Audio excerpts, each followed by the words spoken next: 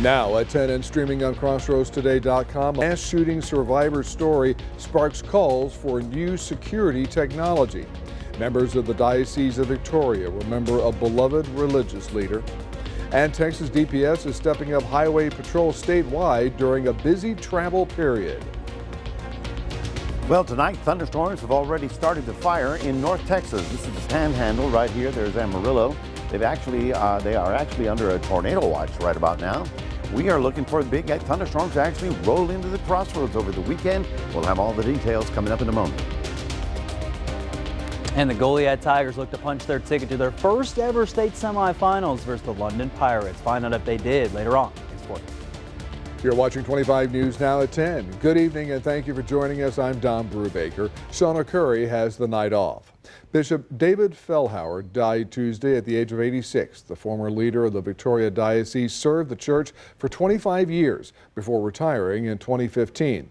Fellhauer arrived in Victoria in 1990 and became known for his compassionate leadership. Diocese members remember him as a caring pastor who regularly checked on people's well-being. Current Bishop Brendan Cahill says Fellhauer combined kindness with deep faith knowledge. Well, this may sound strange, but maybe not strange. I mean, his greatest work may be what he's doing now. That again, we believe our prayer has an effect, and that he now is praying for you and for all of us, and for me, the people he loves. Bishop Fellhauer's visitation takes place next Thursday from 10 a.m. to 7 p.m. at Our Lady of Victory Catholic Church. The funeral follows Friday at 10 a.m. The Food Bank of the Golden Crescent received a large donation from Dollar General last year. Food Bank officials say they received over 213,000 pounds of food from the donation. Dollar General announced it donated nearly 4 million pounds of food to Texas Feeding America partner food banks last year. The Food Bank of the Golden Crescent, which serves 11 counties in the area, is a partner with Texas Feeding America. An historic landmark in Cuero is one step closer to a new purpose. The Dole School is being renovated after years of sitting vacant. 25 News Now weekend anchor Amaya Norman explains how the project aims to honor the past while investing in the future. A piece of Cuero's history is slowly coming back to life.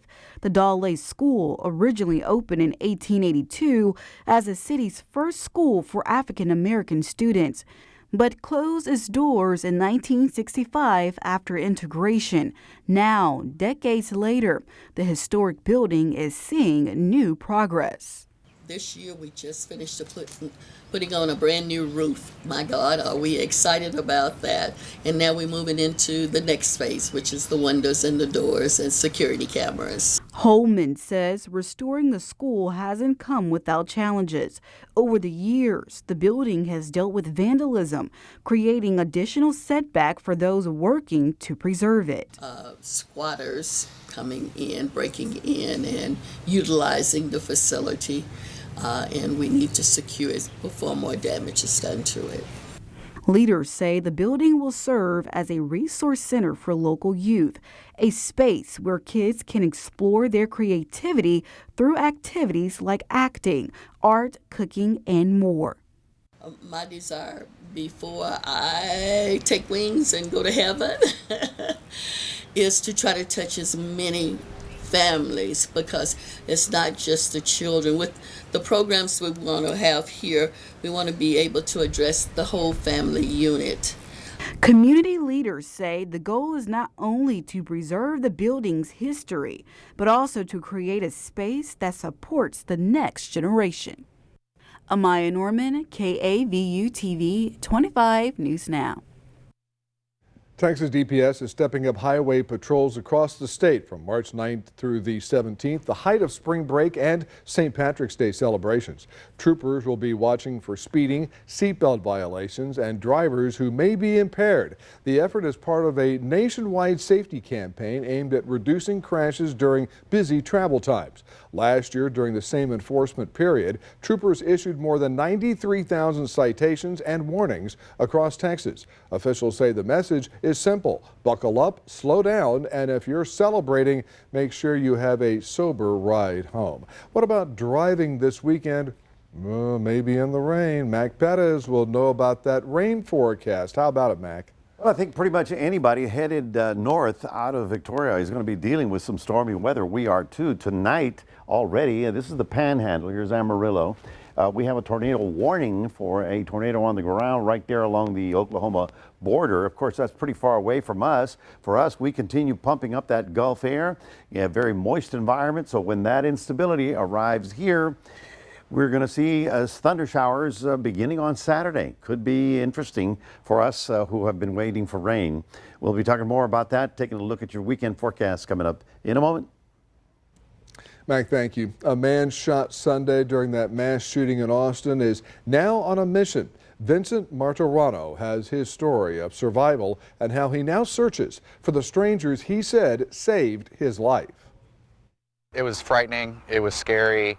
I'm surprised at myself that I was able to think, that clearly and try to take meaningful steps rather than just waiting for help. Sunday is a morning George Davis hopes to forget, but the scars will forever remain. The bullet fractured 2 ribs. It bruised my lung. I did have to go under surgery to get the bullet out. Davis and a few friends were hanging out at a bar near Buford's on West 6th Street early Sunday morning when shots went off. 3 people were killed and more than a dozen others were injured in the mass shooting. The suspect was later shot and killed by Austin police. Davis says he took 1 bullet to the back and still managed to run for his life. I was able to run all the way to North Lamar, and there was a bystander there that had a couple shopping bags. I asked her if she had, any cloths or anything that could help, put pressure on the wound, because I couldn't really do it myself. And she did, so that's when someone else pulled up on North Lamar in their personal vehicle and were able to get me in. And I truly believe, they were the reason I'm alive today. Joelle McNew with Safe Horns says an incident like this requires more security across the entertainment district. One thing that I would really like to see is OmniAlert. It's a safety solution that can be added to existing cameras, and it identifies the visible presence of a firearm in real time. We reached out to Austin police to ask if they've heard of this system and if they'd consider using it moving forward, and are waiting to hear back. Davis, meanwhile, was released from the hospital Tuesday, and his goal is to find the 3 people who saved his life. I truly am appreciative of picking up a random stranger and taking the action to try and save someone's life. A big milestone for a Port Lavaca woman who just hit the century mark. Family and friends surrounded Mary Rones as city leaders presented her with a proclamation celebrating her 100th birthday. Rones has called Port Lavaca home for more than 60 years. She says she feels honored and grateful to celebrate the special moment with the people she loves. It's a surprise to me. Yeah, it made me feel happy. Port Lavaca's mayor also declared March 5th as Mary Rones Day. If you see news happening, call our newsroom at 361-576-0026 or send us an email at staff@crossroadstoday.com. Stay with us. Coming up on 25 News Now at 10, a federal judge orders the Trump administration to pay back more than $130 billion. Also ahead, explosions rock Beirut as a military campaign strikes nearly 2,000 targets across the Middle East. A federal trade court in New York has laid the groundwork to force the federal government to refund tariffs. On Wednesday, a judge ordered the Trump administration to start paying back more than $130 billion worth of tariffs to importers. 2 weeks ago, the Supreme Court ruled the levies illegal. Since then, more than 2,000 lawsuits were filed by companies seeking their money back. Plaintiffs include well-known companies like Costco, FedEx, and Pandora Jewelry. The Trump administration is expected to appeal the order. The Senate on Thursday rejected a push to reopen the Department of Homeland Security. Republican leadership had called for another vote to fund the agency. Republicans argued that the war with Iran puts more strain on DHS's ability to monitor threats to national security. The GOP is demanding that Democrats vote to fund the department immediately, but Democrats say that the GOP's massive domestic policy package that passed last summer had plenty of additional funding for key agencies. Just tonight, the House passed a bill to fund the department through the end of the fiscal year, which will now once again return to the Senate. A major shakeup at the Department of Homeland Security. President Trump says Secretary Kristi Noem is out. Michael Yoshida reports the president is nominating Senator Markwayne Mullin of Oklahoma to take over. President Donald Trump has fired Kristi Noem as Homeland Security Secretary. Her ouster follows several days of tense questioning on Capitol Hill and growing frustrations among GOP lawmakers, White House officials, and most importantly, the president. Noem had faced scrutiny over her conduct in the position, including her alleged romantic relationship with her chief advisor, distribution of funds the department had received, and her conflicting accounts over fatal incidents involving federal immigration agents in Minneapolis. Trump himself was angry with how hearings on Capitol Hill went this week, particularly her assertion, which he denies, that the president was aware of an expensive DHS ad campaign that featured her. The president had indicated in conversations with some Republican lawmakers that he was open to replacing her, and Thursday afternoon he made it official, posting on social media, writing in part, "I am pleased to announce that the highly respected United States Senator from the great state of Oklahoma, Markwayne Mullin, will become the United States Secretary of Homeland Security, effective March 31st, 2026. The current Secretary, Kristi Noem, who has served us well and has had numerous and spectacular results, especially on the border, will be moving to be Special Envoy for the Shield of the Americas, our new security initiative in the Western Hemisphere." It came at at not a complete surprise, but it came at a little bit of surprise for us. And so the president and I, as you guys know, we're great friends, and we get along great. I look forward to working with him and his cabinet. Of course, we still got to go through this little thing called confirmation. And Kristi Noem is the first member of the president's second-term cabinet to be fired. In Washington, I'm Michael Yoshida. Parents are scrambling to find a medication touted by the White House as a potential treatment for autism. Luvocorn is mostly used to treat the toxic side effects of chemotherapy. But last September, HHS Secretary Robert F. Kennedy Jr. and the FDA Commissioner announced the drug might help some children with autism. A study published Thursday found new prescriptions for the drug doubled within weeks of that announcement. But the study author says the evidence is thin and more studies are needed to warrant a shift in medical practice. The Department of Justice posted 3 FBI interviews related to sexual assault allegations against President Trump.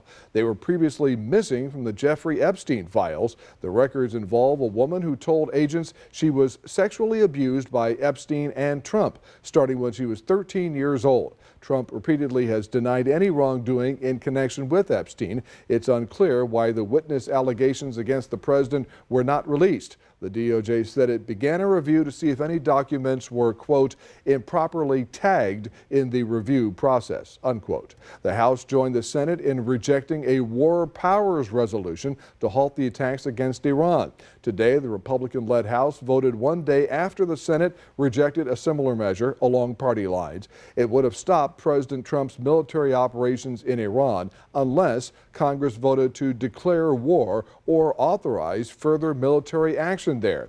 2 Republicans broke with President Trump in supporting the resolution, while 4 moderate Democrats, including Texas Congressman Henry Cuellar, opposed it.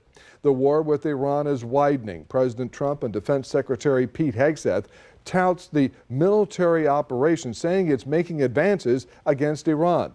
ABC's Melissa Don reports as Israel begins striking Hezbollah infrastructure in Lebanon. Explosions seen across Beirut, Lebanon, as Israel begins striking Hezbollah infrastructure in the country, the IDF issuing evacuations. As Iran targets Israel, U.S. bases, and at least several other Gulf countries, the U.S. closing at least 8 embassies. Today, Secretary of War Pete Hegseth defending Operation Epic Fury as he visits 2 combating commands. Iran is hoping that we cannot sustain this, which is a really bad miscalculation for the IRGC in Iran. We've got no shortage of munitions. Our stockpiles of defensive and offensive weapons allow us to sustain this campaign as long as we need to. Adding that the operation has struck nearly 2,000 targets to dismantle Iran's abilities. We hit an Iranian drone carrier ship, roughly the size of a World War II aircraft carrier, and as we speak, it's on fire. Today, President Trump saying the operation is far ahead of schedule and is offering immunity to Iranian forces. I'm once again calling on all members of the Iranian Revolutionary Guard, the military, and the police to lay down their arms. They're only going to be killed. And now is the time to stand up for the Iranian people and help take back your country. Trump speaking with ABC's Jonathan Karl regarding the next leader of Iran, saying, quote, "We don't want them to put anybody in there unless it is approved by us." The Defense Department won't say how much Operation Epic Fury might cost, but one bipartisan think tank, the Center for Strategic and International Studies, estimates the first 4 days of the attack cost about $3.7 billion. Meanwhile, Americans stranded in the region try to make flights back home. I'm just grateful that, we're live. Luckily, it wasn't too bad in Dubai. Melissa Adon, ABC News, Los Angeles. U.S. gas prices are the highest they've been in 11 months. AAA says regular now averages $3.25 a gallon. The average price of gas in Victoria is $2.94 a gallon. The jump is even worse for diesel. In Victoria, diesel is up to $3.86 a gallon. Prices are climbing as the war with Iran restricts oil supplies. Wholesale costs suggest the increases are not over yet. The United States and interim Venezuela officials agreed to reestablish diplomatic and consular relations. The announcement comes 2 months after the U.S. military removed longtime Venezuelan leader Nicolas Maduro. On Thursday, the U.S. State Department said its engagement is focused on helping the Venezuelan people move forward toward a, quote, democratically elected government, unquote. The agency added that the U.S. is working with partners across the region to advance stability and prosperity. To get more news, weather, and sports, come to our website, crossroadstoday.com. And today marks a big day for a Victoria family business. Ashley Furniture is celebrating the grand opening of its new 60,000 square foot showroom. But this is not just any store opening. It's a celebration of family, history, and a legacy that spans more than a century. The business began in 1922 selling chickens and eggs and has grown through 5 generations into the Victoria staple it is today.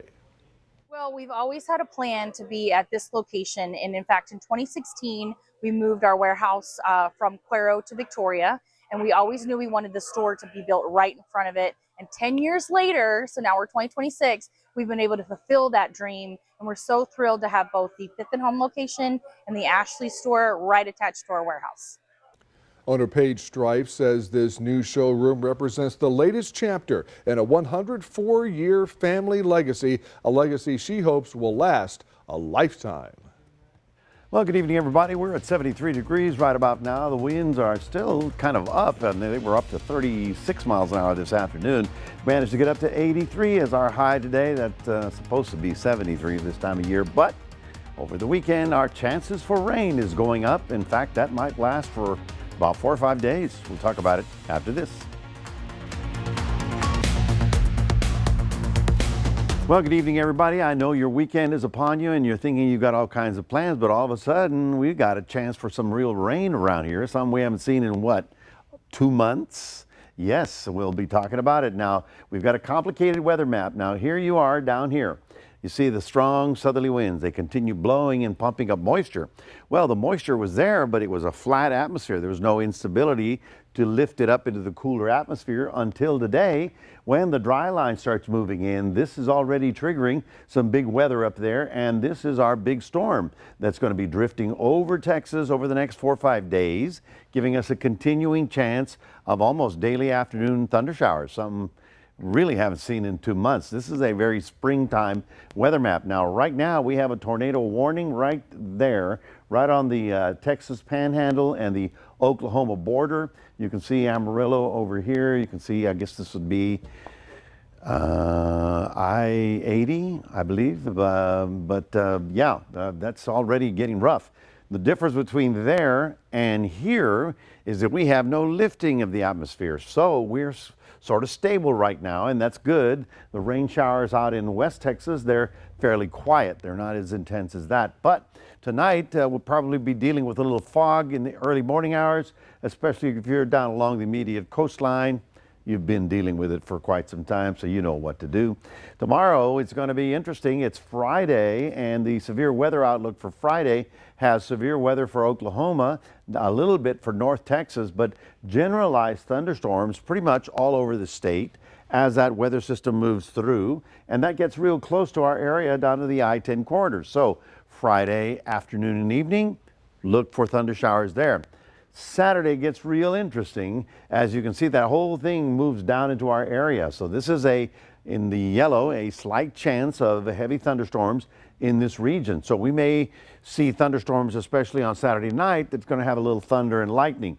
Now, the flooding is not likely right now because we've been so dry for so long, but after a week of this, it might get interesting around here. Now, let's take a look at the big picture. There's our deep storm. It's in the Rockies producing snow, and boy, is it not a moment too soon, right about there.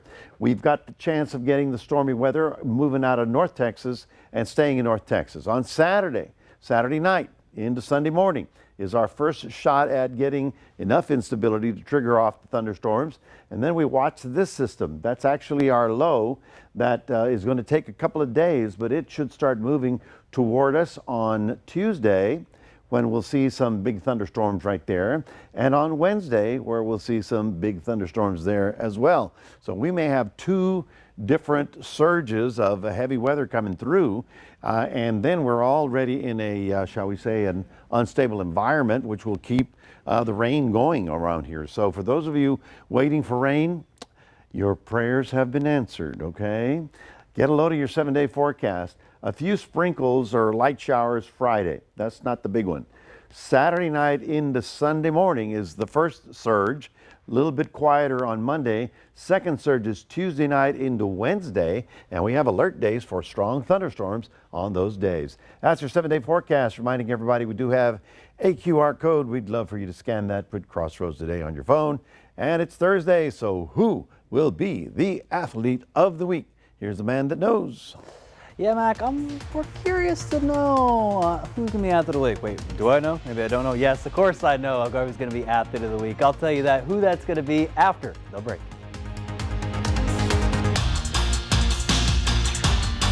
We had some lightning fast speed that took place at the Shirley Franco Relays last week. In Goliad with Edna's Keegan Hicks as he ran the fastest 100-meter dash in the entire nation with a 10.14. So it was only fitting for making him this week's athlete of the week. Your Bravo Honda athlete of the week is tearing up the track down in Edna. Sprinter Keegan Hicks, whose speed made him a weapon on the football field, has that same burst that translates perfectly onto the track. I would like to think it's a little bit different just because of the form and technique and not having to worry about running into or running away from anybody, but I think it translates in a good way to the football field. At one of his most recent meets, Hicks clocked in an impressive 10.14 flat on the 100-meter dash, and believe it or not, that race also marked the first time he competed in the event as a solo sprinter, and he made it count. The time set a new school record and currently ranks among the top sprint times in the state, a feat even Hicks admits he didn't even see coming. Thoughts were just get faster for football. I mean, I knew I had speed, but I really wasn't expecting the record, if you want me to be honest, but I'm blessed that it happened, everything that came with it. As a senior leader for the Cowboys, Hicks also plays a key role in the 4x1 relay, running as the anchor leg. But with the talent surrounding him, he says the job is pretty simple. On the 4x1, we got some younger guys. I would like to think they look up to me a little bit, and it makes me feel better about myself knowing I got that leadership on the team and just make these young guys strive to win. We wish Keegan and the Edna track team the best of luck tomorrow on the CBCA Meet of Champions in Corpus Christi at Cabinets Field. Ray Robinson, KAVU TV 25 News Now, Sports. All right, Ray, now we head over to Rockport High School where the Goliad Tigers face the London Pirates, and one of these teams are looking to punch their first ever ticket to the state semifinals next week. So who will it be? We're going to start off here with Goliad. How about this play here from Grant Winham? What a football pass that was right there to our former athlete of the week, and Corbin Rosenquist gets it for 2. Goliad's offense strikes first, but then how about this? Maddox Jennings, the sophomore for London, gets the 3-pointer, and London responds right back. This game went all the way back and forth, all the way into it. How about saw a nice little give and go back there to senior Grant Winham. Gets it now as a chance for almost an and one. Thought it should have been right there, but they did not call it. This was an and one, though, this three-pointer right here from Winham. And this one would turn into go into overtime, but London would get the victory, winning 68-61 for Goliad. Their season comes to a close at 31-7 overall. Props up to this team. And I think they're going to be back because they got 4 starters that were freshmen. They're even going to get better the rest of the way, I think, there for Goliad down the road. And finally, how about the past 2 days? We've highlighted all-state qualifiers for girls powerlifting. Well, the St. Joseph Lady Flyers powerlifting took center stage earlier today, and they had 6 qualifiers head over to state. We're going to start with Sydney Taylor in the 105-pound weight class, then Lindsay Guerra in the 114-pound weight class, then 2 in the 132 with Kylie Euphreys and Katie Carson, and then Emily Mayer Bayan was in the 148, and then Islia Lita in the 181-pound weight class. So congrats to all 6 of them for going off to the state meet. It's going to start in 2 weeks' time. That's going to do it here in sports. Don, back to you. Max, thank you. Stay with us. Coming up on 25 News Now at 10. We'll take a last look at your weather. Plus, a new collection honors women who've broken barriers in sports, science, and entertainment. National Women's Day is Sunday, and Barbie is marking it with a new collection. Mattel says the Dream Team lineup honors female pioneers. The Americans in it include tennis legend Serena Williams and U.S. astronaut Kelly Girardi. Other dolls in the collection represent women from around the world. That includes race car driver Regina Servant Alvarado from Mexico, soccer player Chloe Kelly from the UK, and pop artist Helene Fischer from Germany. Now, Barbie was invented by a woman named Ruth Handler in 1959. She started with her husband a company named Mattel. 9 years later, her husband developed another new toy that you may have heard of, and they have sold billions probably of them. Anybody known Hot Wheels? Anybody heard of Hot Wheels? So both of them invented toys that people and young people still play with to this day. The Mattel Empire. Mattel, it's swell, as they used to say. Well, it'll be swell this weekend if we get some rain. I know it's your weekend, folks, but the rain is certainly something we need. So we begin not tomorrow, Friday, just a little sprinkle possible tomorrow. It's Saturday night into Sunday morning when I think we'll see a big line of storms move through the area. Now, of course, Saturday night we also spring forward, so you're not late for church on Sunday. And then we get a break on Monday, and then another surge of possible thunder showers around the area. So about 3 or 4 days of actual rain here would be a real godsend to a lot of people who've been waiting for this for quite some time. Is fog a concern early Friday morning? Early Friday morning will be just along the immediate coastline down toward Port Lavaca, but inland the city we should be okay. All right, thank you, Mac, and thanks for joining us.